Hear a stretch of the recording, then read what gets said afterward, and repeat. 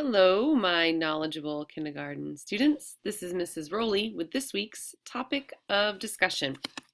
I have not seen you since before vacation, and so we have some catching up to do. This week, I've included in my slide a picture of some of the things I saw over vacation. So my family and I went to Rhode Island and we went to this huge mall. And in this mall, they were having a display. And what you see here is the State Building, which is in Washington, D.C., and it is made completely of Legos. So you Lego fans out there, take note. This is a huge structure built entirely with Legos, and I have my stepdaughters standing in the picture for scale. So you can see exactly how large it was. And they had a contest where you could guess how many Legos they used to build the state building. It was huge and it was so cool. So I hope you had a great vacation and I hope your first week back was fantastic as well. Let's review where we left off before vacation. All right, last week your vocabulary word showed this picture, which was of a pitcher. And I asked you, is the pitcher full or is it empty? And you all said that it was empty. Nice job. You know your vocabulary words really, really well.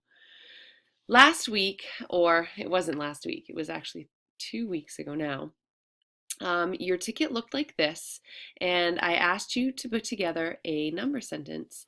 So there was one ball, and there were three more balls, and it was asking if you join those together, how many is that?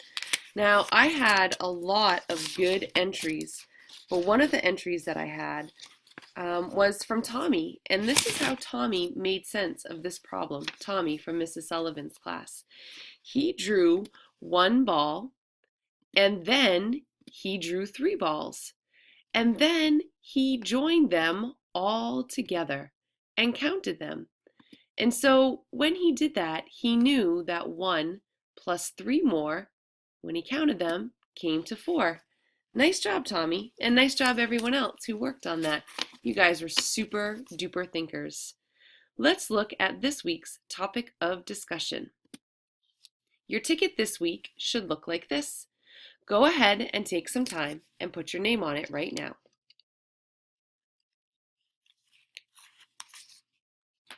All right, you all set with your name?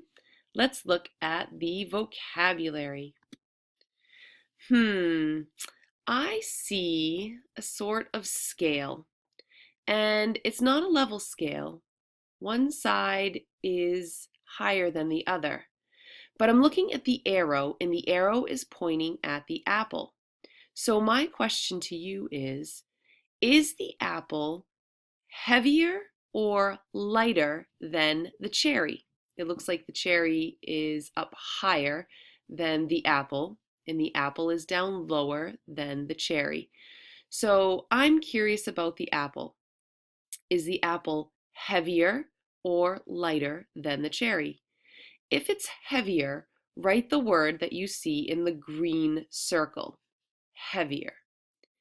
If you think the apple is lighter than the cherry, write the word that you see in the purple square.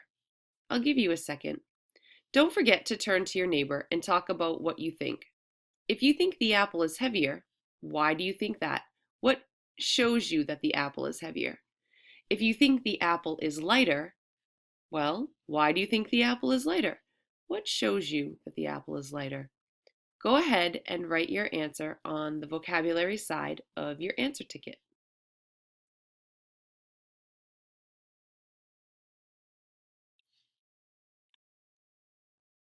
All right, let's move on to the next part.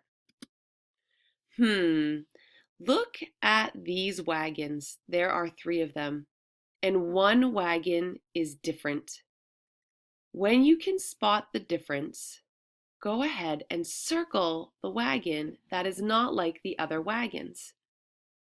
When you think you found the answer, turn to a friend, see if they have the same thing. See if they think it's different for the same reasons.